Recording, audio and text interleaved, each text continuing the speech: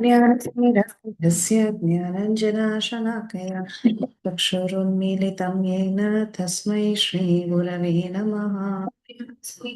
यस्य ज्ञानञ्जनं करोति वाचां पङ्गुं लङ्घयते गिरिं यत्कृपातमहं वन्दे श्रीगुरुं दीनतारिणम् परमानन्दमाधवं कृष्णचैतन्यमीश्वरम् नमामो विष्णुपादाय कृष्णप्रेष्ठाय भूतले श्रीमते भक्तिवेदान्त स्वामिन्निति नामिने नमस्ते सारस्वती देवे गौरवाणी प्रचारिणे निर्विशेषा शून्यवादी पाश्चात्यदेशतारिणे जय श्रीकृष्ण चैतन्य प्रभु नित्यानन्द श्री अद्वैता गदाधर श्रीवासादि गौरभक्तवृन्द हरे Krishna Krishna Krishna Hare Hare Hare Ram Ram Ram Hare Hare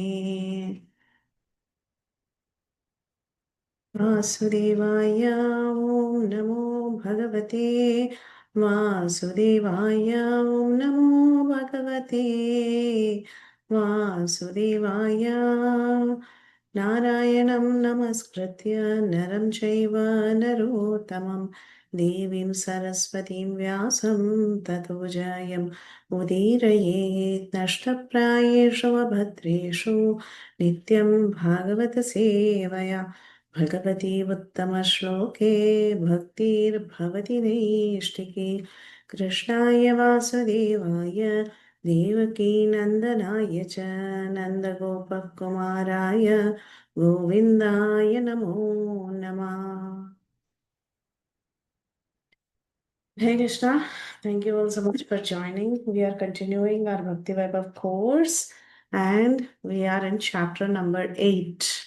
Prayers of Queen Kunti and Parikshit Maharaj saved. So we have to start from verse number 13. So before we get started, if I can ask someone to answer what happened till verse 12? Who was the personality who called out to Krishna at this point in time in this chapter for help? Sangamani Mataji. Hare Krishna Mataji. Mataji, Uttara came and she cried for help. Uttara came and she called out for help. Yeah, Sham Gopal Prabhu, what really happened with Uttara Prabhuji? Yeah. So she thought that some arrow kind of material came near her room, and it was very warm and very frightening. And she thought that something must have happened to her embryo. Yeah. And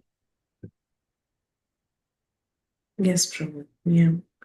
So it was very hot, and she thought that something must have happened to her embryo at this point in time. She was pregnant, and what was it, Prabhuji? What was the arrow? What was it? Who sent it?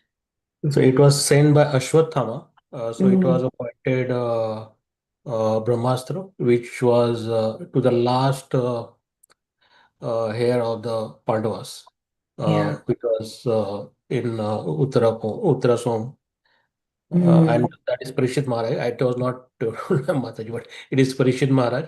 And uh, the intention was very clear from Ashwatthama that he wanted to remove Pandavas somewhere or other. Yeah. Very nice, Prabhuji. Yeah. So that was a Pandavastra, a Pandavam. So to make the world without the Pandavas, a Pandavastra. That is what he had done. It was a Brahmastra, but it was an astra specifically to remove the Pandava lineage itself. All right. So it was a Pandavam idam kartum. He wanted to make the world of a Pandava. So last life in the Pandava family also he wanted to remove. So that was the nature of that astra that he had sent, which was the Brahmastra. Okay. So this glaring Brahmastra had proceeded towards them, and the Pandavas took up their 5 respective weapons. That's what we saw in the previous verse. Okay. So they thought that they can counteract it with their respective weapons. But then, do you think they would have counteracted it? Any thoughts? No, Mataji, because that is Brahmastra. And as per Krishna also, he said the Brahmastra can be negativated by other Brahmastra only. But this was very pointed and it was already entered the womb of the Uttara. So that has already created damage. So now after that, Yes. it was impossible for anyone to like stop the damage. Correct. It was almost proceeding there, and they just picked up their weapons. But even Arjun knew how to release the Brahmastra. Even then, he had to use 5 suitable Brahmastras, right, to counteract this. So that's what Vishnu Chakravarti Thakur, right? So it was not possible. It was very difficult. And it was too late, like Prabhuji said, it was too late. So at that time, the only weapon that can destroy anything and everything is Krishna's own weapon, right? So that was text number 13. So we'll start with text number 13. व्यसनं वीक्ष्य तत्तेषां मनन्यविषयात्मनां सुदर्शनेन स्व अस्त्रेण स्वानं रक्षां व्यदाद्विभू. So what did he do? Sudarshanena swastrena. So his self-astra, his own astra is the Sudarshana Chakra. So Sudarshana Chakra can combat anything. So he picked up the Sudarshana Chakra. So when he knew that this was a very, very great danger for whom? For Ananya Vishayatmanam. The devotees who have no other shelter other than Krishna, their attention was one pointed towards Krishna. So these unalloyed devotees who were fully surrendered souls, they did not have any other Ananya Vishaya. They had no other shelter. So it was the Pandavas who had no other shelter other than Krishna. When Krishna saw his own devotees in such a precarious condition, he picked up Swa Astrena, his own weapon, which is the Sudarshana Chakra to protect everybody. The Lord here is called as Vibhu. He is Vibhu, we are Anu. He is the ultimate protector. When everything fails, Krishna is there. He never fails. So everything may fail, but Krishna will never fail. So this Vibhu, this Almighty, Prabhupada translates Vibhu as Almighty. So he never fails. We may be minuscule, but he is the absolute and he's the Almighty. He knows even under the worst circumstances, Krishna's cure will never fail. Okay, so the Almighty Personality of Godhead, Sri Krishna, having observed the great danger was befalling his unalloyed devotees who were fully surrendered souls, they only thought of Krishna. So, looking at such devotees' danger, he at once took up his Sudarshan Chakra to protect him. We have seen many instances how Krishna, when his devotees are in danger, he immediately he stands up for the devotee. Like the case of Ambarish Maharaj also. Sudarshan Chakra was right there to serve him. So like that, whenever there is a danger for his devotee, he doesn't keep quiet. So Sudarshan can counteract any weapon. What Brahmastra is nothing. So Sudarshan Chakra can do anything. Now, purport by Srila Prabhupada. Prabhupada says the Brahmastra is a weapon that was released by Ashwathama and it was like a nuclear weapon of these days. But then we should understand this Brahmastra is not like the hardcore weapon of these days. It is created out of subtle science. We discussed this earlier also. The difference between Astra and Shastra. Shastra is the physical weapon like a sword or a spear or an arrow. These are all called as Shastra. So when these Shastras are empowered by mantras, they become astras. So it is a subtle science. By the power of sound, something gets activated. Just like you must have all heard this, many of you must have seen by now. Long time ago, there was this Japanese researcher. He had made a molecule, he made an experiment where he saw the effect of sound vibrations on water bodies. And he collected water in different jars and he said different things, and he saw how the water particles had arranged themselves. They were forming different kinds of crystals. So basically, sound can activate many sound can activate water to a great extent, and sound can also activate weapons. And these are all subtle sciences. It's very difficult to understand.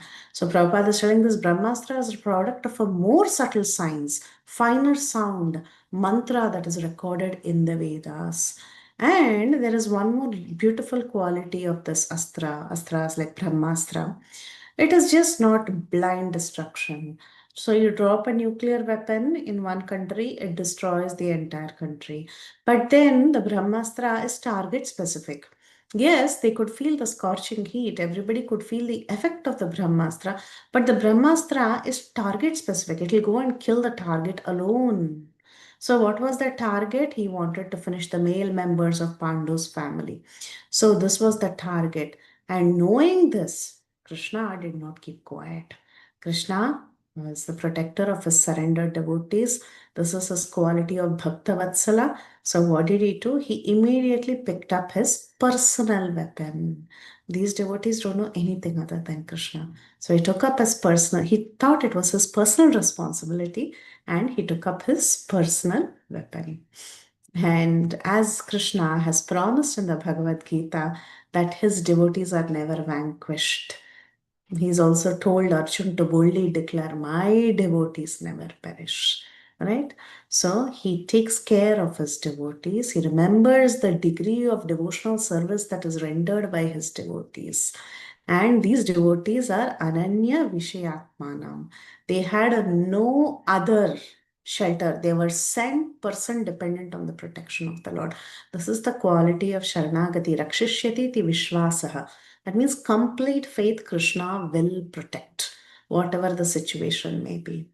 So he saw that the Apandavastra or the Astra that was released by Ashwatthama is going to attack all the Pandavas and the final heir in their dynasty. And to counteract that, Brahmastra that was released by Ashwatthama, he took his own weapon. Now there is a problem. Krishna had promised that he will not pick up a weapon, but he was ready to break the promise for the sake of his devotees. Krishna is very well known to break his own promise if needed, especially when it comes to protection of his devotees. There is also another story. Now, Prabhupada says this in the purport. He says, although the battle of Kurukshetra was almost finished, still, according to his vow, he's still in the battlefield. He cannot take up his weapon, but he is ready. It was an emergency. This emergency situation for protecting his devotees is more important than for him keeping up his vow. So immediately he picked up a weapon. So he is Bhaktavatsala, lover of his devotee. He continues to be Bhaktavatsala than keeping up his vow. And there is this parallel that you can draw in another story of Krishna. Of course, you all know. You actually, why don't, if you want to, anyone wants to give a parallel where Krishna broke his vow and he thought that protecting or keeping up the word of his devotee is more important, or protecting his devotee is more important than doing all this. Bhishmadev. Yes, Prabhuji, very famous example of Bhishma Dev. Yes, yes, Prabhu. I was also thinking one more incident other than Bhishma Dev. There is this very interesting episode that is mentioned in the Uttarakand of the Ramayana, where it's an ancient battle that happened between the demigods and the demons. This is also there in the Bhagavatam, but very, very shortly mentioned in the Bhagavatam in a very short and crisp way. In 8th canto, it is mentioned that once the demigods and the demons they had a fight, and during that time, Vishnu he destroys a few demons. They are the brothers Mali, Sumali, Malyavan. Bhagavatam says he destroyed everybody, but Ramayana says he destroyed only Mali, but Sumali and Malyavan they managed to escape eventually, of course. But during that time, when Vishnu discharges his Sudarshan Chakra to kill them, especially when the Sudarshan Chakra is going towards Mali, they turn back and they say, Vishnu, why are you discharging your Sudarshan Chakra? We are running away from the battlefield. So there is a rule that one may not kill a person who's sleeping, like you all know in this Ashwatthama's case also. You may not kill a person who's sleeping or who's a child or who's running away from the battlefield, who doesn't have a weapon. So, like that, under so many circumstances, you cannot kill a person. But however, Vishnu, he discharges the Sudarshan Chakra when a person is running away from the battlefield. And they turn back and they ask him a question. Why are you doing this? You're breaking Kshatriya Dharma. You're not keeping up your vow as a Kshatriya. This is a battlefield. You should follow the codes of a Kshatriya, but you're not doing so. And Vishnu very coolly he says, what is all the Kshatriya Dharma, this ordinary Kshatriya Dharma? For me, Narayana Dharma is higher, meaning I have to give shelter to my surrendered devotees. That is more important to me than following some ordinary codes of war. These demigods, they surrendered to me. They came and asked my shelter. They said that they have to be protected. So to protect them, I'm ready to do anything. Even if you're running away from the battlefield, I will send my Sudarshan Chakra and chop your heads. So that is the Supreme Lord. So we say here also, though he had vowed, I will not pick up the Sudarshan Chakra or any weapon, he is ready to do so. Why is he ready to do so? Simply because he wants to protect his devotees. That's all. He's Bhakta Vatsala.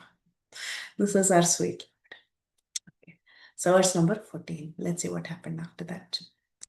अन्तस्तः सर्वभूतानाम् आत्मा योगेश्वरो हरिः स्वमायया वृणद् गर्भं वैरातया कुरुतन्तवे.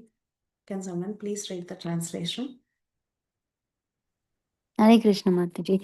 The Lord of Supreme Mysticism, Sri Krishna, resides within everyone's heart as the Paramatma.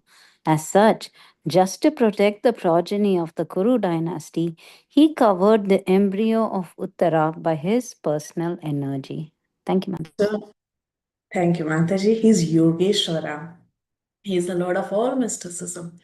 We talk about Siddhas who have some mysticism, some mystical powers, and we are amazed.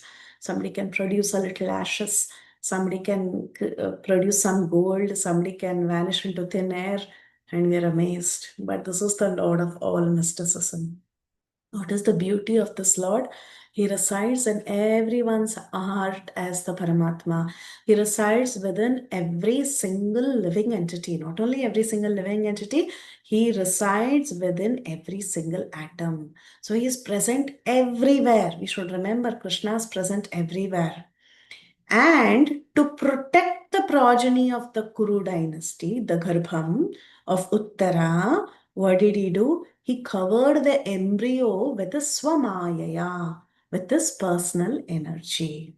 How did Krishna protect Uttara? Krishna protected Uttara by covering Uttara's womb by his personal energy, Swamayaya. That's how he protected. Now the question is raised, did Krishna have to jump into Uttara's embryo? Did he have to enter Uttara's embryo and then go protect? No. The answer is right here. He's already present there. That is what Prabhupada will explain in the purport also. He'll say, Krishna, like ordinary people like us, we have to take the effort to go to a particular place, to give, somebody asks our protection or somebody asks our help. What do? We have to run to that place. And then whatever is there within our capacity, we can offer that help. But is Krishna like us? No, he's Paramatma. He's present everywhere. So he just had to manifest himself right there. He's already there. He just manifested himself at that moment there and he gave protection with his own energy. Prabhupada says, the supreme mysticism can simultaneously reside within everyone's heart or even within the atoms by his Paramatma feature, which is his plenary portion. So he is the Lord of all mysticism. So he is available in our hearts as Paramatma. He is available in each and every atom. So from within the body of Uttara, he didn't come from outside and jump inside the womb. No, from within the body of Uttara itself, what did he do? He covered the embryo so that he could save Parikshit and protect this progeny of the Kuru dynasty. So, actually, Prabhupada says here it is mentioned the progeny of Kuru dynasty. Now, someone might ask, oh, is he the Pandava dynasty or the Kuru dynasty? The answer is Kuru Pandava, everything is the same. Why? Because Pandu himself belonged to the same dynasty as Kuru. So both of them are called as Kurus. But then later there were differences created because of Dhritarashtra and his sons, and therefore they were known separately as Pandavas and the Kauravas. But technically all of them were Kauravas. Now, who's the last surviving male member after the war of the entire dynasty? It would, I mean, of course, the Pandavas were alive, but what about the future generations? That is a question. That was one and only member, which was Parikshit, who was in the womb of Uttara. Now, that's why I remember when Ashwathama was called to be punished by Krishna, he said he didn't please his master. He didn't please his master. His master was displeased. Who's the master? Duryodhan. Why was Duryodhan displeased? Because the last surviving member also you are trying to attack, meaning those little boys who were sleeping. They are all children of the next generation, right? The last members was I mean, of course, at that point in time, he didn't think through the embryo in Uttara's womb, etc. He was thinking they are my descendants. They are going to be the survivors of the Kuru dynasty, and you have killed them. So Duryodhan didn't approve of that fact of Ashwathama, who killed the sleeping sons of the Pandavas. So what happened in this case? The Supreme Lord of Mysticism, what did he do? He was right there inside Uttara's womb, but he just manifested and he protected Uttara with his personal energy. Now, the exact details of how he protected, that will come in the later chapter. When we talk more about Parikshit Maharaj and his birth. That time we'll see this Angushta Matra Mamalam, that verse and so on. How exactly he was going around protecting, those details we will see later. But for now, it is mentioned by his own personal energy. He rightly manifested over there and he gave protection to that little child. Okay.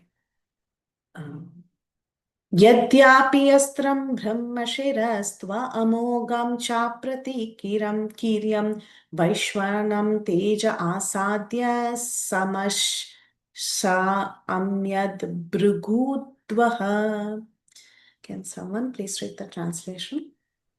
Hare Krishna Mataji. Hmm. O Saunaka, glory of the Brihu's family, although the supreme Brahmastra weapon released by Ashwathama was irresistible and without check or counteraction, it was neutralized and foiled when confronted by the strength of Vishnu, Lord Krishna. Obviously, right? Who can stand in front of Vishnu? It was easily counteracted by Vishnu. So, Yadyapi Astram Brahmashira, this Brahmashira mantra, this Brahmashira Astra, which is the Brahmastra, it may be supreme, it may be the supreme Astra in this world, but with it, and it can be without a check, okay? It can be all powerful. But then it can easily be counteracted with any weapon related to Vishnu. Vaishnavam. With respect to Vishnu, everything can be counteracted. Actually, there is a very nice story, Vaishnavastra story in the Mahabharata. There is this, I hope my memory serves me right now. If I'm messing up, somebody can correct me. I think this was the son of Narakasura, Bhagadatta, I think his name is. He had the possession of the Vaishnavastra, if I'm not wrong, or was it somebody else? I don't remember. But there is the story that there is no counteract weapon for Vishnu's weapons. That is the idea. Okay. So this he released the Vaishnavastra from the opposite. He was fighting for the opposite party, for the Kaurava party, and he released the Vaishnavastra. Was it Vaishnavastra? I think so. Yeah. He released the Vaishnavastra, but it was a Vishnu weapon only, a weapon that belonged to Vishnu. So that weapon was released on the Pandavas, and Arjuna asks Krishna in the Mahabharata, what is the counter weapon for this? I have to release the weapon. That weapon is coming towards us.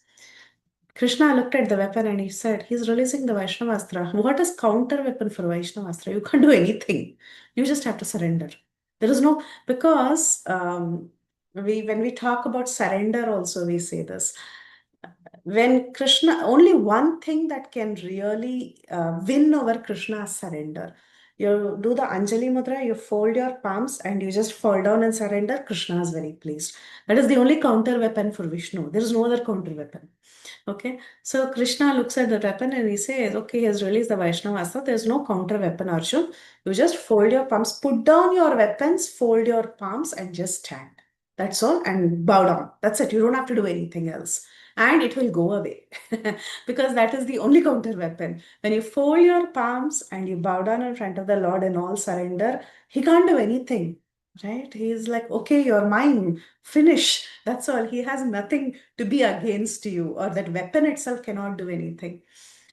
So Arjun, he immediately puts down his weapons and he folds his palms and he bows down, and the Vaishnava Astra is not doing anything to him. But then our Bhima, our young hero, he gets very upset. He's like, he's throwing a weapon. I think somebody is offering a correction. I think I'm saying something wrong. Yeah, Narayanastra, correct. It is Narayanastra. Thanks. Okay, it's not Vaishnavastra, it's called Narayanastra. Maybe, I don't know. Can you confirm it if you can, if you have it with you? Huh? Sure, Mataji, I'll look it up. Look it up and confirm. Yeah, Vaishnavastra or Narayanastra, one of the two. I don't know the name now. Then just the story is so beautiful that there is no counter weapon to Vishnu's weapon. That is the concept. So, of course, Arjun, he folds his palm and he bows down, he puts down all the weapons. And Krishna tells Arjun, give instruction. He calls Yudhishthir and he tells, give instruction to the entire army to put down their weapons. And everybody is putting down their weapons and they're falling down flat. But our young hero, Bhima, he's very upset. He's like, how can you challenge my capability? I'm such a big hero, so I'm going to counteract with all my weapons. And he picks up so many weapons. But the Vaishnavastra becomes more and more and more virulent, and it starts attacking Bhim. And then everybody scores Bhim, and they tell him, put it down first. Only then this weapon will get curtailed. So then finally Bhim throws down his weapons and he folds his palms, and the Vaishnavastra fizzles out. So there is no counter weapon for Vishnu's astras. And Vishnu's astras can only be won by surrender. Even Vishnu himself. Is there any counter deity for Vishnu who can win over Vishnu, who can win over the Lord? Nobody, right? So only one thing, only a devotee can buy the Lord. Only the devotee can purchase the Lord. And how does he purchase the Lord? With love, with surrender. So that is what is expected. So here we see that he's telling, oh Shaunaka, yeah, the Sutta Goswami is addressing Shaunaka, who's the leader of the assembly of the sages of Naimisharanya. He says, although this supreme Brahmastra, it is Brahmashira, right? It is supreme in this material world, that was released by Ashwatthama, and it was irresistible, and without a counter reaction, it was neutralized and foiled when confronted by the strength of Lord Vishnu or Krishna. Very, very beautiful verse. So it is only Krishna who can counteract everything. Prabhupada says, in the Bhagavad Gita, it is said that this Brahmajyoti, it is also resting on Krishna. This growing effulgence, this Brahmachajas, it's nothing but the rays of the Lord. Just as the sun rays are the rays of the sun disk. So this Brahma weapon also, this Brahma Shiras or Brahmastra, it is also material only. It is something that is within this world. And everything is coming from the strength of the Lord. So how can it surpass the strength of the Lord? So the weapon released by Ashwatthama, that is called as Brahmastra, was neutralized and foiled only by Sri Krishna's own energy. What to say? He did not wait for any other's help because he was absolute. So Swamayaya is very, very crucial. It was by his own energy. He didn't take help outside. Of course, Sudarshan is also his energy only. His energy, his own weapon. So everything is from his self. So he didn't take help outside. That is the understanding. Mataji, could you confirm? Yes, Sadhavani Mataji. Yes, Mataji. Yes, Mataji. Oh. Yeah. Mataji, Yeah, I had one confusion here, Mataji.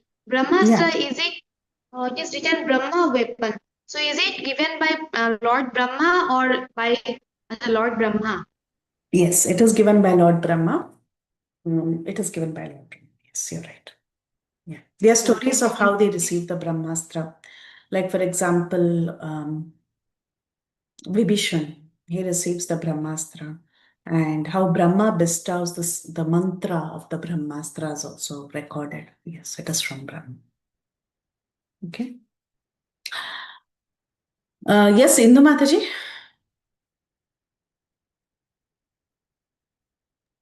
Mataji, Yes, in that Mataji. connection, Brahma gives Brahmastra, but how is it that he can teach his students?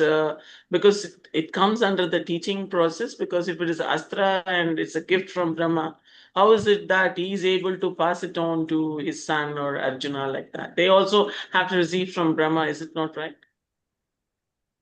The Guru teaches them, Mataji. It can also be taught in parampara.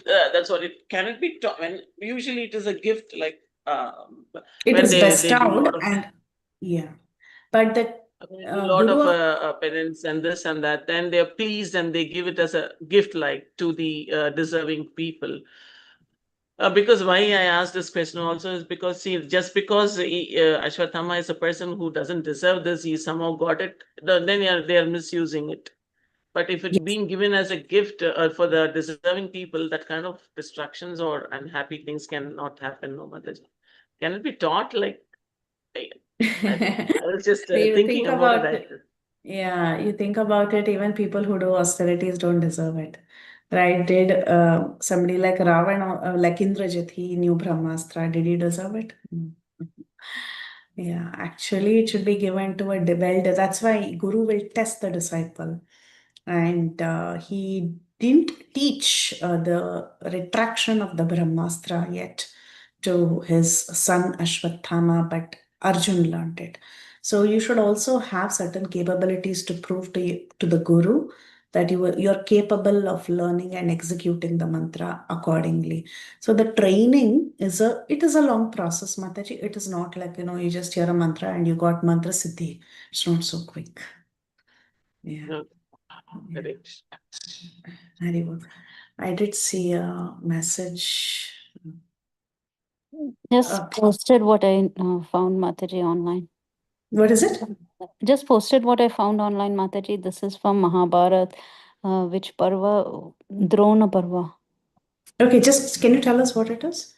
It's the same pastime that you are narrating, and it was just talking about the weapon. Ashwatthama had released the Narayanastra. Narayanastra. Okay, Mataji. Thank you so much. Thank you, Mataji. Wonderful.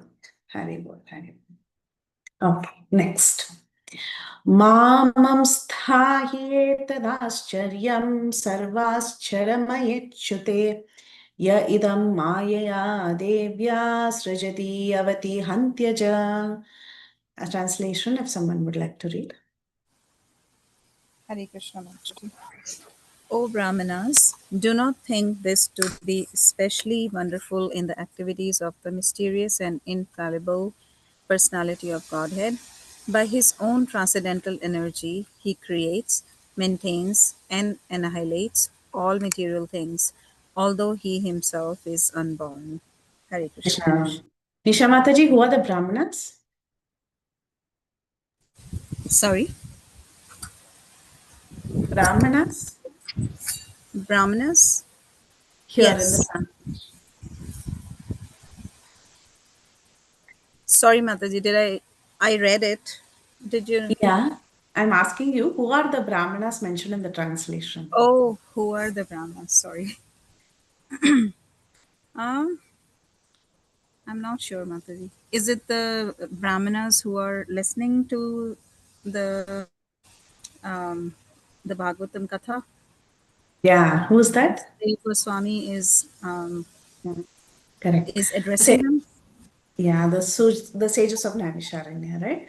So Shaunaka is talking to the sages of Naimisharanya, and the previous verse also, Shaunaka, I'm saying. So the Goswami was talking to Shaunaka Adi Rishi in the previous verse, right? He says, O Shaunaka, the glory of the Brigu family, the supreme Brahmastra weapon that was released by Ashwatthama was without counteraction, but somehow Lord Vishnu checked it, right? So he's still continuing to address those sages of Naimisharanya headed by Shaunaka. So he says, don't think that this is a very special activity and mysterious and oh, something great happened. Because we should understand the things around us that we see every day, everything is a miracle. We're thinking some small thing, okay, Krishna checked a weapon, that is a miracle. No. He's creating, he's maintaining, he is destroying, he's taking care of every single thing. Though he himself is Aja, he's unborn, he's doing everything in this world. That is the greatness of Krishna, not some little checking a weapon. Okay. Krishna is so great that he is in charge of creation, maintenance, destruction, everything. Everything around us in this world is a miracle. Think about the clouds in the sky. Think about how rains come. Think about our own physical body. It is a miracle, right? We have eyes, nose, mouth. Such a great engineering it is. The whole thing is covered with skin. So everything around us is a miracle. Just a flower, a fruit, a vegetable, everything that we see around us is a miracle. So what to talk about this unborn who is able to just check a weapon? You think that is a big miracle? It's not a big miracle. That's what he's telling. The activities of the Lord are inconceivable to the tiny brain of the living entities. We don't understand Krishna. We don't understand his activities. We are not even able to master the things of this material world. We are still trying to advance in science and technology. What is science and technology? Just manipulating elements of this material world. That itself, we have not understood even 10%. That is Krishna's energy. Then how will we understand Krishna? How will we understand the activities of Krishna? Nothing is impossible for Krishna. His actions are wonderful and they are beyond the range of our conceivable limits. Our senses are limited. The Lord is Adhokshaja. He is beyond sense perception of this world. He is all powerful and He's 100% perfect. Okay, this is the nature of Krishna. Now, among even you think about the Vishnu Tattva also, Krishna is the most perfect. Prabhupada is telling. Others, namely Narayana, Brahma, Shiva, all the demigods and living beings, we only possess certain percentages of some perfection, but nobody is equal to him. We already learned this in chapter 3, Iti Chamsakalapamsha. Krishnastu Bhagavan Swayam Indrari Vakulam Lokam Mridayanti Yuge Yoge. There we saw how Krishna possesses all the 64 qualities, right? And a jiva can go only up to 78%. So even Narayana has 4 less qualities. So Krishna is the most perfect. He is Paripurna Bhagavan. That is his nature. So he can do anything. Don't get amazed, oh, he stopped a weapon. That is nothing for him. That is what Sutta Goswami is telling the sages. He says, Brahma Tejo Vinirmuktair Atmajai Saha Krishnaya Prayana Abhimukham Krishnam Idam Aha Prathasati. So here you see, actually it should be Krishnaya. It's not Krishnaya, it should be Krishnaya. There is a little thing here. It should on top of also there should be a line. That's how it is given in the original commentaries. Maybe it's a slight printing mistake. But if it is Krishna, who is it? Any thoughts who it would be? Draupadi. Draupadi, yes, very nice. Yes. So Draupadi, Atmajai Saha Draupadi. Atmaja means? Atmaja means son, Mataji. Yeah, very nice. Thus, saved from the radiation of the Brahmastra, Kunti, Prita, the chaste devotee of the Lord, she's called as Sati. She is not Sati because she was just chaste to her husband. She is called Sati because she was chaste to the Lord. Sometimes you will see many people called as Sati. And you might be questioning, where is their chastity mentioned to their husband? But it is chastity to the Supreme Lord. That is why Kunti is celebrated as Sati, because she was very chaste to the Lord. Thus, saved from the radiation of the Brahmastra, Kunti, the chaste devotee of the Lord, and Saha Atmajai, all her 5 sons, and Draupadi, Krishna, they address Lord Krishna as he started from home. So, what happened just now? The child was saved from the Brahmastra. And this is again, at this point in time, again, see who else stopped Krishna? Think about it. First, Arjun stopped Krishna. Why did Arjun stop Krishna? When he saw the first Brahmastra. Remember? He saw the first Brahmastra and he shouted, Krishna, Krishna, Mahabaho, Bhaktanam Abhayankara. He called out to the Lord. That was the first time Krishna was stopped, when he was trying to return to Dwarka. And then Krishna had to come, and then they had to arrest Ashwathama, they had to take out the money, and all this thing happened. Then Krishna was ready to go. Then who stopped next? Uttara. Again she called out, Pahi Pahi Mahayogin. She called out to Krishna. And then Krishna was stopped. Now Krishna had to do some work, and he had to use a Sudarshan Chakra, and then with his own Swamaya, with his own energy, he protected the embryo and the Pandavas and everybody, and he was about to leave. Second time stopped, again about to leave. Now this is the third attempt. Now who's stopping? Kunti is stopping. Kunti, Draupadi, and everybody else. Again, Kunti and Draupadi mainly, they are again stopping Krishna. Why are they stopping Krishna? Because they are very, very grateful that Krishna has saved the dynasty. So the ladies now, they are very, very pleased, and they stopped Krishna, who's leaving home. So here, let's see what Prabhupada says. Nisha Mataji. Hare Krishna Mataji. I just had a question regarding the Narayan Astra that we were talking about. You might have explained and I might have missed it, but Narayan Astra, is it not supposed to be owned by Narayan? How come it was with Ashwathama? It was given this there's a story in Mahabharata actually how he receives it. It was Bhagadatta, I think, or was it Ashwatthama? What is the story given? She had posted the story, right? Yeah, was it Ashwatthama only? Okay. Ashwatthama, how he receives it. Oh, there is a story in Mahabharata. I can actually look up the book and send you screenshots of the story if my memory is going bad. I think somebody received it. Who received? Dronacharya received it and he gave it to his son. But before Drona, somebody else had it. And then it was passed down to Drona's son. Yeah. So it like we said, Nas, the Astra Vidya is given through Guru Parampara also. Like you hear Lord Ramachandra in Balakanda, he receives the science of all the Astras from his Guru Vishwamitra. He teaches him everything. And some of the Astras that he had learned in Balakanda, he uses in Yuddhakanda. Some of the Astras he receives from Agastya later, from Aranyakanda. So like that, the Guru can give. And in Ashwathama's case, as far as my memory goes, I can also look up the pages and send you screenshots, because there is a story of how he receives the Narayanastra.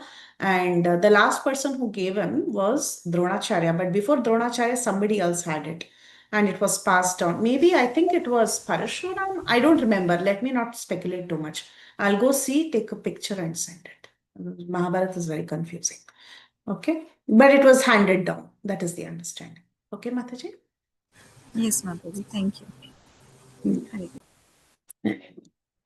So like this, Prabhupada. Now he says, Kunti is described as Sati. Why is she described as Sati? Because of her unalloyed devotion to Krishna. And hereafter, we will see the mind of Kunti, how she is an unalloyed devotee. The beautiful prayers of Kunti Maharani we are going to see in this chapter. And what do you mean by a chaste devotee? Prabhupada says a chaste devotee is one who is ananyagatitvam. Ananyagatitvam means he or she will not go anywhere else. They will not look to others like any other living being or a demigod or any situation for deliverance of danger also. They will not reach out to anyone. That is the nature of a chaste devotee. Complete surrender only to the Supreme Lord. That's all. Krishna, there are two, actually, when we talk about surrender, we say there is no external qualification for surrender. You can be a woman, you can be an elephant, you can be a demon, you can be anything, and you can surrender. By birth or by bodily condition, or whatever it may be under external circumstances, there is no rules and regulations for surrender. Anybody can surrender. In any circumstance, you can surrender. And actually, you can surrender for anything also. But ideally, we surrender to get bhakti or love of God or go back to Krishna. That is the ideal surrender. But you can even surrender for material things. Okay, surrender can be done for anything. But you should. But there are two qualifications that is very, very important. One is ananyagatitva. You should surrender only to Krishna. Because Krishna says, Mame kam sharanam vraja. He is very possessive. If you are going to tell Krishna, I surrender unto you, and you have a backup plan with someone else, you say, oh Ganesh, I'm telling you also, in case he messes it up, you take care. Surrender will not work. Okay. And the second one is akinchanatva. Akinchanatva means I don't have anything. A mood of a very humble mood, basically. If you think that you possess something, you will not surrender. When you feel I have nothing, I have no control, my situation is beyond my, I can't do anything. Like Draupadi, she just raised her hand. She said, okay, I'm done. I give up. That's it. You're my only shelter. That is akinchanatvam. So akinchanatvam and ananyagatitvam. These are the two important qualities of a person who's surrendering. And that's what Prabhupada is telling here. This was the characteristic of the whole family of the Pandavas. They knew nothing except Krishna. That is, they didn't go to anyone else. All that they knew was Krishna, Krishna, Krishna. Even the Brajvasis we see, for everything, there's a fire, Krishna. There is a rain, Krishna. Everything, all that they know is Krishna. So when devotees are surrendered like that, Krishna is always ready to help them in all circumstances. That is the nature of the Lord. He reciprocates the dependence of the devotee. Tamam prapatyante tam sataiva bhajamyaham. So that is the lesson we learn. We don't depend on imperfect demigods. We should only look at Krishna for help. And that is exactly what even Gajendra did, right? He just called to the source. Oh, the source of everything. You come and protect me. And all the demigods were thinking, he didn't call me. Why should I go? That is their imperfection. But Krishna will never give up on his devotee. So Kunti was a very chaste devotee. The Pandavas were also very, very chaste devotees. Such a chaste devotee also never asks the Lord for help, but the Lord, out of his own accord, is very anxious to render it. Even if the devotee doesn't ask for help, the Lord will help. That is the idea for a devotee. Like Ambarish, we have seen that. Ambarish, he just folded up his palms. He said, okay, if that is your will, fine. But the Lord Sudarshan Chakra immediately started chasing Durvasa. So even if the devotee doesn't ask for help, the Lord is very anxious. The Lord is in the devotee's heart, the devotee is in the Lord's heart, right? So he's very, very anxious to render help. Now, what happened? Kunti Maharani and Draupadi, again they stopped Krishna. It appears Krishna is never going to go back to Dwarka. Anything, they keep stopping him. So now this is the third time he stopped. So let's see what Kunti begins to say. These are very beautiful prayers. Worth memorizing. Every word is worth memorizing. But actually, originally in the IBMBNA booklet, none of these prayers were there. But Kirtida Sundari and myself, we did have a talk with the management, and we did decide that some of the prayers should be memorized. If not everything, at least some key verses should be there. Okay, so, and it is also a good culture to memorize prayers. So we will at least do a few prayers. If not everything, we can't do the whole Kunti Stuti. Still, 3-4 verses are there for your exam, and we will send that. I think we have sent it already, if I'm not wrong. Okay, so we'll start at the first prayer. Someone, if you want to raise hands, you can raise hand. It is a memorizing verse. If my memory is correct again. So I'll recite once, then you all take turns and recite.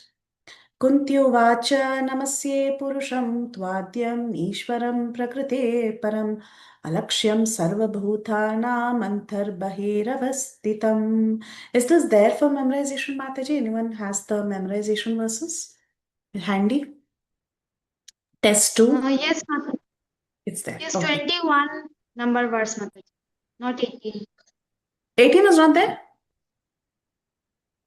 21, 22, 25, 26, and 42. Mataji. Okay. Okay, you can just chant this once and we can go ahead then. Yeah. Go ahead, Saudamini Mataji, and then we can go ahead to others. Yes, Mataji. Kunti uvacha namaste purusham tvadyam ishwaram prakrite param alaksham sarvabhutanam antarbahiravastitam. Thank you, Mataji. Okay, and the others who have raised hand also, we will have you all chant, but maybe the verses that you have to memorize, like 21 onwards. That way it is more valuable for all of you. Okay. Kunti Uvacha. Kunti Uvacha, our Kunti Maharani is now speaking. She says, Namasye. I offer my obeisances. I bow down. Now, the question is, she's an aunt. She's an aunt of Krishna. So Krishna is thinking, Namasye? You're telling you're bowing down in front of me? This is not proper etiquette. But Kunti says, yes, Namasye, I am bowing down. Why? Because you are Purusham. Krishna is like, okay, I'm Purusham. I'm a male. I'm a man. So you're bowing down to me? She says, no. Namaste Purusham Tva Adyam. You are not any Purusha. You are Parama Purusha. You are Adi Purusha. You are the Supreme Lord. Tva Adyam. Adyam. He asks, oh, Adyam. Adyam means one who's eternal, one who's always existing from the beginning. All souls are always existing from beginning, right? We are all eternal. All jivas are eternal. So you're bowing down to me because I'm a man and I am a jiva. Is that why you're bowing down to me? She says, no. Namasye Purusham Tvadyam Ishwaram. You are the controller. But Krishna is asking, Ishwara, there are so many Ishwaras. There is Maheshwara. There is Sureshwara, who's Indra. There are so many Ishwaras. There are Ishwaras in this world, controllers in this world. There is a President Ishwara. There is a Secretary Ishwara. So many Ishwaras are there. Which Ishwara are you talking about? She says, you are an Ishwara who's Prakriti Param, who's beyond the influence of this Prakriti, who's beyond this Prakriti. So she says, Namasye Purusham Tvatyam Ishwaram Prakrite Param. Param, you're beyond this. So if I am beyond this, why are you bowing? I mean, how do you understand me if I'm beyond the Prakriti? And she says, Alakshyam Sarvabhutanam Antar Bahir Avastitam. You are alakshyam, you are not visible to all the living entities. You may be beyond this material universe and you become invisible to all the living entities. But just because you're invisible to all the living entities, it's not that you do not exist within this material universe. Antar Bahir Avastitam. You are within and without everything. Within, you are as the Paramatma, and without means outside, you also personally come as Sri Krishna. You may be all pervading like the Brahman, you might be inside like the Paramatma, but Bahir, outside also, you are present as a person in front of me, so I am bowing down. It's a very beautiful verse, and we'll see how Prabhupada also analyzes this. In a similar fashion, Prabhupada also says so many beautiful things in this purport. Anyone wants to read the translation? Srimati Kunti said, O Krishna, I offer my obeisances unto you because you are the original personality and are unaffected by the qualities of the material world. You are existing both within and without everything, yet you are invisible to all. Hare Krishna. Thank you, Mataji. So Prabhupada says in the purport. Now, he says, see this Kunti Maharani, when she was saying Namasye, she was very much aware that that this Krishna was standing in front of her. Her nephew is the Supreme Personality of Godhead, though he's playing the part of a nephew. And of course, because she's enlightened only, she cannot commit a mistake of offering obeisances unto her nephew. An enlightened lady could not commit a mistake of offering obeisances unto her nephew. Nephew may be younger than you, he might be like a child, but she understands, she's very enlightened, she knows his position. She knows that he is the Supreme Lord. Therefore, she addresses him. You might be my nephew, but you know why I'm offering my obeisances unto you? You are the original Purusha beyond the material cosmos. So Purusham Tvadyam. And what are you? You are Ishwaram Prakrite Para. You are beyond this material cosmos. Although living entities are also transcendental, although all the living entities are also Adi, they are also transcendental, they are also existing always, and the Jiva per se is transcendental, still they are neither the original Supreme Lord nor are they infallible. We are all fallible, but he is beyond the purview of Prakriti. So these living entities, we fall down to material nature, but the Supreme Lord is always beyond this material nature. Therefore, in the Vedas, he's called as Nityo Nityanam, Chetanas Chetananam. And he's addressed as Ishvara, or the controller. And there are so many Ishvaras, like some living entities, some demigods like Chandra, Surya, they are all working to some extent like Ishvaras. But then this is Parameshwara. He is the supreme controller. Ishvara Paramakrishna Satchidananda Vigraha. He is the Parameshwara. He is the super soul. And Kunti, she could understand that this nephew who's right in front of me, he's Antar Bahiravastitam. He's inside and he's outside. Like the Lord says in the Bhagavad Gita, I'm situated in everyone's heart, and only from me one gets remembrance, forgetfulness, cognizance, etc. Which one is this? Anybody wants to say the verse? Mataji, sarvasya chaham hridhi sannivishto matta smriti jnanam apohanam. Vedasya sarverahameva vedya. If I finish Vedanta Krit Veda Videva Chaham. Though through all the Vedas, I am to be known, and I am the compiler of the Vedas and the teacher of the Vedanta. So, Kunti Maharani, she's telling, yes, you are within and without, and still you are invisible. So, the Lord is a puzzle. He's an enigma. It is very difficult to understand Krishna. He's a puzzle for the common man. But Kunti Maharani, out of love, she's offering this beautiful prayer. Kunti Maharani has personally experienced Lord Krishna in front of her. It's for her, God is just not inside and outside of everything. God is just not a concept. She's seeing him as her nephew, acting, speaking, walking right in front of her womb, in front of her face, in front of herself. And she's so amazed. Antar Bahir Avastitam. When she uses this sentence, Antar Bahir Avastitam, she's thinking how this Krishna, he's outside and inside everything. Now, why is this sentence so important in this verse? Any guesses? Why you think Kunti specifically in the very first prayer says Antar Bahir Avastitam? Saudamani Mataji, yes? Mataji, I was thinking that because Krishna was present before them when Uttara came for help, and being present before them, he also entered Uttara's womb and protected Parikshit Maharaj. That's why Antar Bahir was. Correct. Though he was in front of her, yet he was inside Uttara's womb protecting the embryo. So Kunti was very puzzled. She was thinking, hey, you're inside or you're outside, you're all pervasive or you're localized. What really is your identity?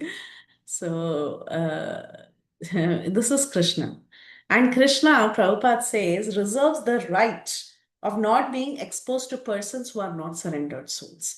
Only a surrendered soul can appreciate Krishna. Otherwise, a person who's not surrendered cannot understand all this. That is the inconceivable nature of Krishna.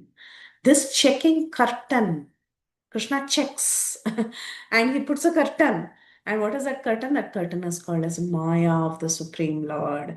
It controls the limited vision of the rebellious souls. If we have limited vision, it is because of the curtain of Maya of the Supreme Lord. But what is that curtain? What is that curtain that is stopping you from understanding Antar Bahiravastitam? That is explained in verse number 19. Okay, so in the first verse, what happened? She offered her obeisances and she's telling him, yeah, and Krishna is wondering, why are you offering obeisances? I'm your nephew. But she says, no, Tvam Purusha Madhyam, Ishwaram Prakrite Param. But there are fools, Alakshyam, Sarva Bhutanam, Antar Bahiravastitam. They are not able to understand how you are inside and outside of everything. That is because of the Maya. That Maya part is spoken in verse number 90. Beautiful verse. It's not there for memorization as per your review. So we will just chant this and we'll move on. Or one person can chant, whoever wants. Except Saudamani Mataji, because she already chanted. Anyone other than Saudamani Mataji can chant this one. Maya Javanika Channam Ajnanadhokshajam Avyayam Na Lakshyase Mudatrisha Nato Natyattaro Yatha. Narahari Prabhuji. Maya Javanika Channam Ajnadhokshajam Nalakshase Mudadrisha Nato Natyadharo Yatha. Give Prabhuji. Translation. So now this is about the Maya Javanika. Javanika means what? Curtain. Okay, curtain is Javanika. Yavanika, they say. Curtain. Maya Javanika Chan. So there is this Maya curtain. Let's see what translation is. Beyond the range of limited sense perception, you are the eternally irreproachable factor covered by the curtain of deluding energy. You are invisible to the foolish advisor, exactly just like how an actor is dressed as a player is not recognized. Maya Javanika Channam. So there is this curtain of Maya that is actually covering you, okay, covering you. Now, when you talk about this curtain of Maya that is covering the Lord, uh, is the Lord really getting covered? What do you think? What is getting covered? The Lord is getting covered or something else is getting covered? We are getting covered, Mataji, not Lord. Our vision. Our vision. Correct, yes, Mataji. And anyone knows the analogy Prabhupada gives for this in Bhagavad Gita? Any guesses? Even if it's something remote, it's fine. You want to take a guess? Cloud covering the sun. Yes, that's right. The cloud covering the sun. Can the sun really be covered by the cloud? No, it is only our vision of the sun that is getting covered by the cloud. That is the analogy Prabhupada gives. Maya Javanika Channam Ajnana Dhokshajam Avyayam. The ignorant, they are not understanding this. They are not understanding that my vision is getting covered. The ignorant. Ajnana Adhoksha. Why? Because Krishna is Adhokshajam. He's beyond sense perception. He's Avyayam. He's irreproachable. He is eternal and he is all pervasive and he is irreproachable. That is the nature of Krishna. Na lakshyase mudadrisha. Fools cannot see him. Why? Because the fools, when they see an artist performing on the stage, they are thinking that artist itself is the character, right? Sometimes when we are watching a nice play or a movie or whatever it may be, we get so absorbed in that illusion. We think the person who's performing the stage itself is Ravana or Kumbhakarna or Ramchandra or whatever. So we get into that mood because of that illusion. Nato natyadharo yata. So when that person is doing that play, how you get influenced like that, we all get bewildered. We foolish people get bewildered. So she's talking about the curtain of Maya, people who do not understand Krishna's inside and outside of everything, yet he can stand in front of you. He can get into the embryo and protect. So she says, oh my Lord, you are Adhokshaja. Being beyond the range of limited sense perception, you are Avyaya, you are the eternal irreproachable factor. How? Covered by Maya Javanika, covered by the curtain of deluding energy. Na lakshyase mudadrisha. The fools cannot understand you, just like a foolish observer who sees an actor dressed as a player and doesn't recognize him. So this is the nature of foolish souls. Okay, Prabhupada says, in the Bhagavad Gita, Lord Sri Krishna, he says that the less intelligent people, they mistake him to be an ordinary person like us and they deride him. Anyone remembers the verse? If you can say the verse from Bhagavad Gita for the first sentence. Avajananti. Avajananti, yes. Timamboda Manusham. Yes. Parambhavamajananto mama bhuta maheshwarame. Namabhuta Maheshwaraha. Yes, very nice. So in Bhagavad Gita, Krishna says, the fools, they think Krishna to be an ordinary person. And Kunti is also saying the same thing. Kunti is also saying, Na lakshase mooda drisha, nato natya daroyata. She's also saying the same thing. The less intelligent persons, they don't understand Krishna. They are rebelling against the authority of Krishna and they are known as moodas, asuras. These asuras, they don't understand Krishna's authority. When Krishna himself appeared before us, like in the form of Rama, Nrasimha, Varaha, or even in his original form as Krishna, what does he do? He performs beautiful acts which is humanly impossible. But then what happens? People like Duryodhan, they think, oh, he's also like me. He just has a little extra mystic powers. They don't understand that this is the Supreme Lord. That is how Duryodhan sees Krishna. He's a magician. He just has some extra magical power. That's all. So Krishna is telling, I mean, Kundi Maharani is telling such people are fools. Prabhupada says, we'll find in the 10th canto, Krishna, he performs many impossible activities, which is not possible by humans, like sitting on the lap of Putana and sucking out her life, lifting the Govardhan hill, just like how a little. Uh, anyone knows what's a frog's umbrella? Yeah, Prabhupada? mushroom. Is it mushroom? Yes, it's the mushroom. He picked up Govardhan hill just like a baby will pick up a mushroom. He stood for 7 days like that. So, like that, Krishna's activities are inconceivable.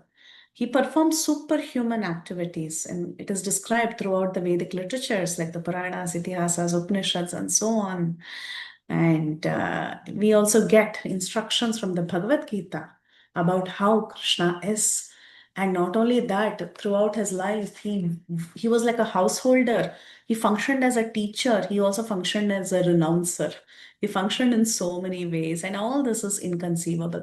But then, if everything is inconceivable, how do we understand Krishna? How do we know he's God? It is great personalities like Vyasa, Devala, Asita, Narada, Madhva, Shankara, Ramanuja, Sri Chaitanya Mahaprabhu, Jeev Goswami, Vishnu Chakravarti Thakur, Bhakti Siddhanta Saraswati Thakur, our own Srila Prabhupada, they all have told us from reading authentic literatures that this is the Supreme Lord.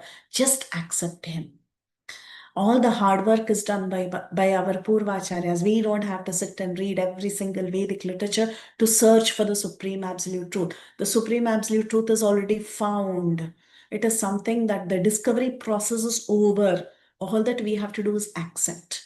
So we can, if we want, to try to discover who's God. Sit down today and research through the Vedas and the Upanishads and the Puranas and Itihasas, and we can waste our time to find the Supreme Absolute Truth. How many other ways you try to search for the Absolute Truth, the answer is only one throughout the Vedic literature. And these great Acharyas have already found him. They have found him, just accept him. That's all we have to do. So, but fools, they don't accept. With demoniac mentality, people with demoniac mentality, they are always reluctant to accept Krishna as the supreme truth. Why is it so? It is due to their poor fund of knowledge and their stubborn nature, and because of the past misdeeds, their karma, so many things. So such people, they cannot recognize Sri Krishna, even when Krishna was present before them, just like Duryodhana. Another difficulty is with people today. We have dependency on our imperfect senses. Today's atheist, what do they say? They say, show me God. Only if I see God with my eyes, then I will believe him. So they are the modern people, modern day thinking is like that. They want to know everything through Pratyaksh Praman. They want experimental knowledge. But do you think you can know Krishna through experimental knowledge? No, Krishna is called as Adhokshaja. He is beyond our sense perception. The meaning of adha is below, I mean down. Oh, adhokshaja means one who's beyond this world, beyond your sense range, perfection. Yes. Padmini Mataji. Yes, can we also add we really need Krishna's mercy to believe in Mataji? That is also very important. Beyond being all those characters, he should show mercy that we should understand him. Even sometimes fools will understand him if the mercy is there for us, isn't it, Mataji? Definitely, Mataji. Definitely. His Right. mercy is really, definitely important. Yes. So the Lord is beyond our sense perception, and definitely we need his mercy to understand him. So, like this Queen Kunti, She's accepting the nature of we conditioned souls, how we are. And she says something interesting in the next verse. When she's talking about the imperfect senses, she's telling about how it is very difficult to understand this person because of Maya, Javanika, and all that. But in the next verse, she will also talk about her own situation. She's talking like a great Pandit, but in the next situation, she will identify that I belong to a particular class and it is very difficult for me to understand you. Okay, but that itself shows the greatness of that class. We will see that in the next verse. Prabhupada speaks a little bit about the next verse actually right away here. But when we read the next verse, we will come to this part of the purport. Okay. We'll go to next verse. Then we'll do the last part of the purport of the previous verse. This is also not for memorization. Huh? So sad, yeah. This is a nice verse. Okay, that's okay. तथा परमहंसानां मुनीनाम् अमलात्मनां भक्तियोगविधानार्थं कथं पश्येमहि स्त्रिया. Anyone wants to recite? Any one person? And then next verse many people can do. Anybody? Yes, Nisha Mataji. तथा परमहंसानां मुनीनाम् अमलात्मनां भक्तियोगविधानार्थं कथं पश्येमहि स्त्रियः. What is Sri Mataji? Stri is usually a female woman. Yeah. What class of human being does Kunti Maharani belong to? Female class. Yes, female class. Women. Yes, Striya. Striya are the women. Okay. So now Kunti Maharani is going to speak about her own identification. She says, besides that, besides what? It is, in the previous verse, what did she tell? She said, it is very difficult to understand you. Why? Because there is this curtain of Maya. It is, you're deluding energy. You become invisible. Fools cannot understand you. And they think you are like the player on the stage. That is how fools are thinking you are. And what to talk about? Myself. She's telling. Besides that, her next sentence in this verse is besides that, Paramahamsa. These great transcendentalists, they are great transcendentalists who are searching after you. Munina, there are great philosophers. Okay, Paramahamsas, you know what Paramahamsas, right? A great class of people who are very transcendental.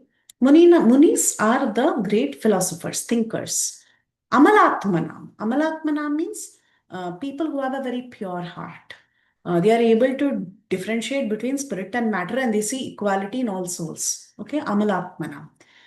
Bhakti yoga vidhanartam. Vidhanartam. Katam pashyema hi striyaha. So she says, you yourself designed to propagate the transcendental science of devotional service in the hearts of the great personalities like the Paramahamsas, the transcendentalists, the speculators, the munis, and the pure people who can distinguish between matter and spirit. So why is Krishna coming? Krishna is coming to establish what? To establish Bhakti Yoga. To establish Bhakti Yoga, and who's following Bhakti Yoga? Great personalities like Paramahamsas, Munis, Amalatmana, all of them. So Krishna, though he is covered by there is this curtain of Maya. He's not covered. Our vision is covered, but there is this curtain of Maya, and people are getting fooled. They are thinking there is an actor playing on the stage, and that is the real person. All fools, huh? All of them are fools. But then to uplift everybody, he's giving the process of devotional service to whom? He's giving the process of devotional service in the hearts of advanced transcendentalists, mental speculators, in the hearts of people who are pure-hearted. In all their hearts, he's giving this method of devotional service so that they can know him in spite of this Maya Javanika. So that they can know him, all this is given. So those people can know you, but I am a woman. How can I know you perfectly? She's asking. Okay. Does she sound so far like a person who doesn't know anything? That is her humanity. Huh? She says, how can we women know you perfectly? Any thoughts why it is mentioned women cannot know Krishna perfectly? Any Because women are thoughts? not considered same as other learned people. No? They are actually classified under Sudras, and that is the level at least as far as Vedic. Why? You're asking why, Mataji? Because their duty is to only serve their family more than even think anything else. Yes, correct. That is true, Mataji. Other thoughts? We just welcome all the thoughts. So, yes, Mataji, Padmini Mataji, you're right. And others, Devendra Prabhuji. Women are generally emotional, so maybe Yes. because of that. Yeah, women are emotional. Women's duties are limited. Yes, emotional. Very right. Saudavani Mataji. Mataji, women are generally very innocent, like child. They can be distracted very easily. They come under the influence of people. If they say something, they will They readily can get accept. carried away. They can get Yes. carried away. So, and also Kunti Devi is very humble here, and that's why she's telling. It's very nice. You can get carried away. Kunti is very humble. Yes. Isha Mataji.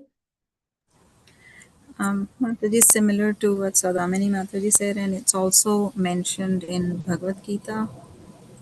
I think that um, the less women are less intelligent to understand um, the message, and Shudras and women are also mentioned in the same class. That's right.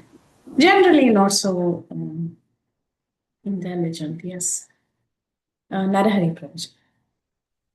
Mataji, as far as I understand, women are not given the mantras, sacred mantras, Okay. and they And what else? don't recite the Vedas. They don't get the Gayatri, Yes. and the Vedic literature are basically meant to elevate the consciousness of the living entities from one platform to a higher platform. And because of traditionally the women are not given these mantras, so they do not get Not only mantras, Vedic education in general. Vedic Yes. education in general. So as a result, they do not progress to a higher stage, and as a result, Correct. they are Yes. considered as less intelligent. Their exposure is less in a traditional outset. Yes, you're right. Actually, that is the answer, Prabhuji. Everybody's answer is right, but this is the exact contextual answer. That's all. All the answers are right from scriptures, but this is the contextual answer. Yes, Satyam Prabhu, would you like to add? And Praladananda Prabhu. Hare Krishna Mataji, Dandavat Pranam, Shri Prabhupada. So, Mataji, that's what we talked about, like in traditional sense, women may not have been given like those external Vedas and the other intelligent thing, so-called intelligent thing. But Krishna itself says, like, and we have stories like that we don't need to be no Vedas, we don't need to be like super intelligent to understand or know Krishna. Correct. This sometimes it contradicts like what, but what I understood is like women, they're generally very easily kind of always in the happy mode, like the good mode of goodness and satisfied. So maybe they are satisfied with the other things as well, not only like on the devotional path, but other things can also satisfy the they're so easily like always happy mode, like a satisfied mode, right? So yeah, that could be one reason, like that's it said. But it's also said like we don't need to know Vedas, we don't need to know be intelligent to know Krishna, right? So it's Very just nice, Prabhu. Thank you, speaking for women. And you're blessed with a nice wife, so rightly saying it. Very nice. Thank you, Prabhu. Praladananda Prabhu. No, no, Pranam Mataji. This is a very tricky kind of statement is given that in my practice, 20 years, I have dealt with so many women, all right? And medically or scientifically, if you see the structure of anatomical structure, physiological structure of a woman is different from men, all right? See, our activities, our thoughts, our actions, all these things in a man, in a body of a man, they are mainly conducted by something known as central nervous system, which is brain and spinal cord. I will ask you, women also have brain, but there is preponderance of hormonal system.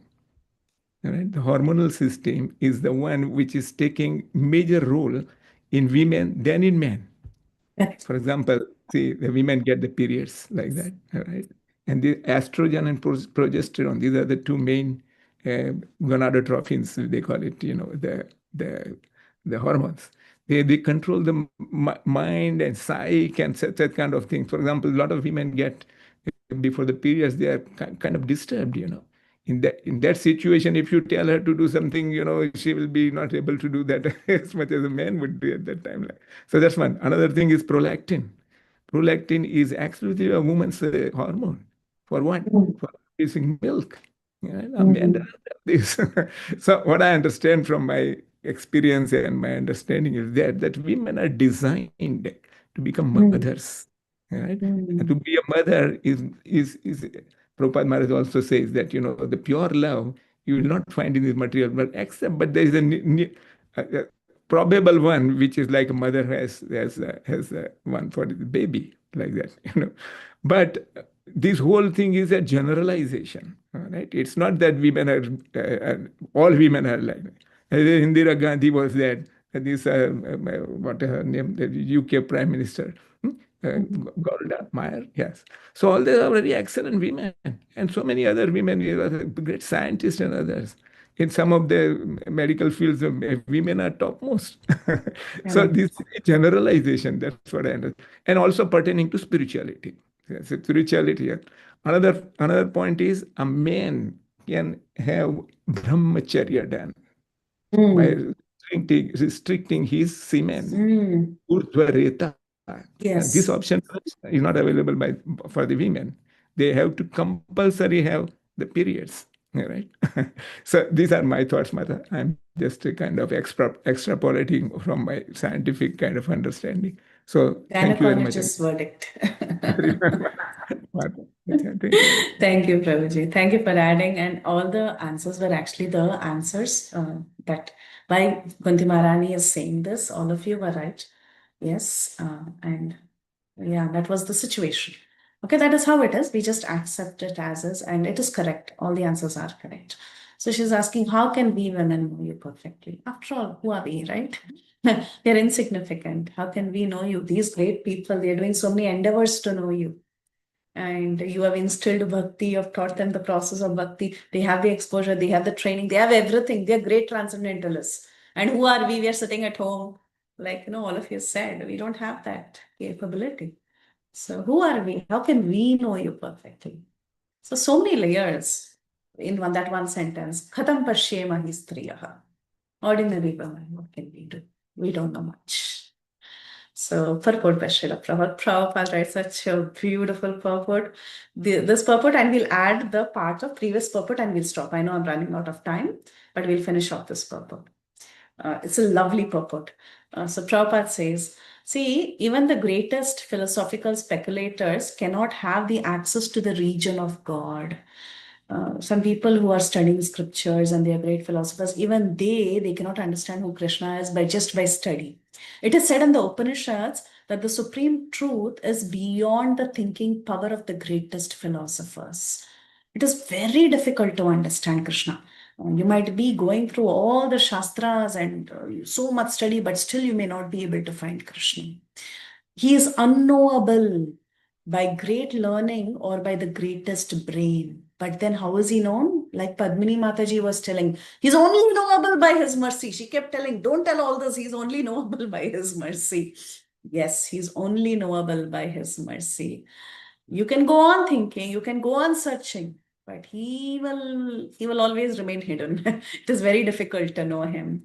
And this fact is corroborated by Queen Kunti, who's playing the role of an innocent woman. Some of you also said, she is, of course, a great devotee.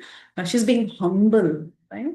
She's playing the role of an innocent woman. Women in general are very innocent. Like one Mataji said, emotional quotient, one Prabhuji said, one Mataji said, easy to get carried away. I mean, very simple hearted, like he was talking. Satyam Prabhu was also saying, Devendra Prabhu was saying.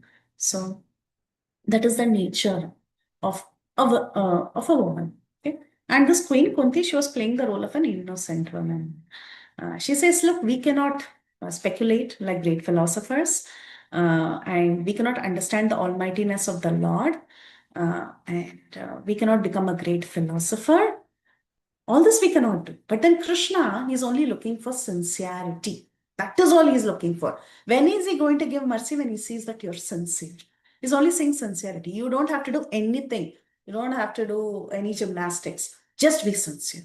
That's all. Doesn't matter man, woman, animal, demon, anybody, whoever you may be. Still, if you're just very sincere, then Krishna is for you. And Prabhupada very sweetly, he says, for this reason only, women generally assemble in great number in any sorts of religious function. Go for any Harikatha, any Bhakti Vriksha, anything. Who is more? Where's the crowd more? It is women. It is very natural. Any congregation, anywhere, any temple. Men sit on one side, women sit on one side. Where are the numbers higher? It is always on the women's side. And Prabhupada has noticed this all his life. And he says in every country, it is not limited only to India or to Atlanta or to Charlotte or anywhere like that. In every country, in every sect, in every religion, he says, it appears that only women are more interested than the men. It is just the sincerity of the purpose. The simplicity of acceptance. Again, two people said about simplicity. The simplicity of acceptance of the Lord's authority is more effective than showy, insincere religious fervor. But I also want to read the second half of the purport of the previous one. Yeah. Queen Kunti accepts this deficiency of the conditioned soul, especially the women class, who are less intelligent. For like you all said, Bhagavad Gita, Krishna said, Shri Vaishya Shudra and all that. Shri Shudra, all of you are less intelligent. So Kunti is accepting. Yeah, we are less intelligent. For less intelligent men and women also, there should be things like temples, mosques, churches, so that they can recognize the authority of the Lord, they can hear about the Lord, and they can understand the greatness of holy places. For less intelligent men, this beginning of spiritual life is essential, and only foolish men decry the establishment of such places of worship which are required for standard spiritual attributes for masses of people. So generally, we cannot become Paramahamsa or Muni or Amalatma directly, right? It is very difficult. We are all in one sense less intelligent, especially we are very less intelligent. We start with worship in temple, congregating, hearing about the Lord, glorifying the Lord. Prabhupada is telling, this beginning of spiritual life is essential, and only foolish men decry the establishment of such places of worship which are required to raise the standard of spiritual attributes of the masses of people. For less intelligent persons, bowing down before the authority of the Lord, as generally done in the temples, mosques, or churches, is as beneficial as it is for the advanced devotees to meditate upon Him by active service. So for all of us, that is how we start. Women, men, all of us, whoever is less fortunate, less intelligent, we all begin like this. And yes, women in general are less intelligent. They don't have the opportunities. At least in those days. Today, everybody is equal, everybody is everything. But in those days, Kunti, in the mood of a very, very humble woman who didn't have so much opportunities, she's saying, I am not a Paramahamsa. I am not a great Muni. I am nothing. How can I know you perfectly? It's a beautiful verse, and thank you all for brainstorming so nicely. It adds so much value. Thank you. And then on the next verse onwards, we will see the memorization verses. Though she's talking about her disqualification of being a woman, she says, still, you are my nephew. So you're very compassionate. You've become my relative, so I know you. So that will be from the next verse, and we'll stop here. Thank you. Hare Krishna. You have any questions, comments, corrections, thoughts, realizations? Mataji, can I add one thing? I don't know. I don't understand that. We read so much about Krishna. Literature tells so much about him. We are all very fortunate to be in ISKCON. And as you said, more ladies only preach for us. We like it more. If they're saying less intelligent, then we should have more men to be doing it. But actually, we are seeing more ladies also doing this more. Mataji, actually, I was just thinking that when I was listening to Krishna Karnamritam, where so much of Krishna Leelas are explained in detail, it's very, very nice to hear and read. Then he performed so many best leelas with gopis and Radha. But then in the end of it, all personal leelas, it's all mentioned. But then no, it's a beautiful word. He is a Naishtika Brahmachari. There comes the where understanding of any person like me. It is very difficult for us to understand both at the same point. So even that understanding is mercy of Krishna himself. If somebody has to understand, you must have the finest mercy from him to understand at that level. See, understanding has several levels. When I started, we have one understanding. After hearing your lectures, I have another understanding, and it keeps on increasing as we hear about it. But the final understanding is beyond. It looks like beyond our reach. Because the more you read, the more it is difficult to understand him. So then understanding is not in our intelligence at all. It is merely his blessings. Very beautiful. Thank you. Someone else also raised hand. I'm not able to see who it is. Or maybe it's an old hand raise. Okay. Yeah, Shambhopal Prabhuji. So, Mataji, there is one question which regarding the movement of ISKCON, right? So, where we are having some dialogue about the Mataji's becoming the guru, right? And in that, I think there is some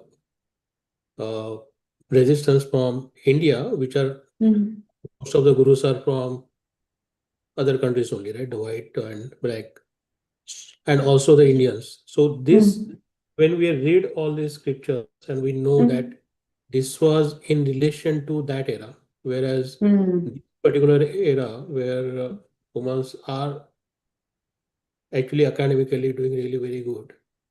So in that context, why our own gurus and leaders, they have issues? Is it more of a cultural kind of a thing, or it is more to do with keeping control in their own hand and not divulging with that control to, if someone like Oman, the Mataji's become really, really great preacher and she can get more disciples, she can be the leader, right? As the head of the ISKCON. Is that some fear is there?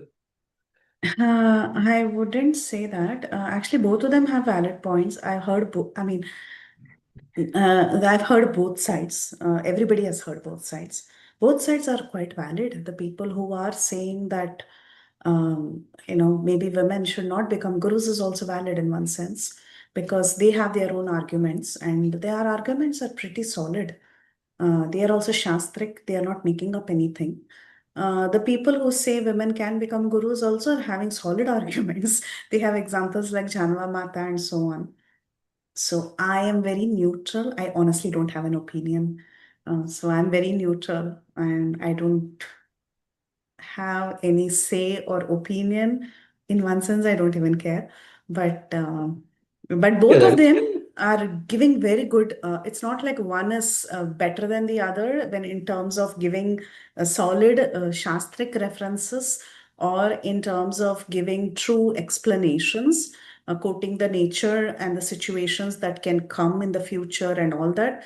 All their arguments are valid, Prabhu. That's how I'm seeing it. Honestly, from a neutral perspective, I see everybody is, all of them are. The reason why it is not well settled is because both sides are very strong. And So I maybe believe there is one, right? One Mataji.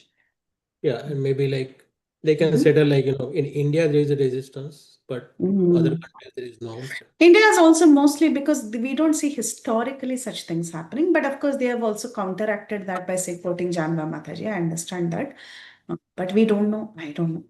Yeah. Yeah, my guru is in that, like, so I ask him those questions. What Because does he say? He says it's good, bad. So his opinion is that, like, because it is important for us to keep ISKCON as one. We don't Sure, want like why not? Buddhism where like 30 Buddhism sects are there. And any kind of a organization had divided into so many different. So we don't want to divide it. The best way I think he says is, if India, we can understand traditionally that there is a process still. It might take like 10, 20 years more for them to come to our level. Like, I mean, not I will not say our level, to the level of other. Even I will not be saying that, sometimes it might be, I might go in conservative thinking, right?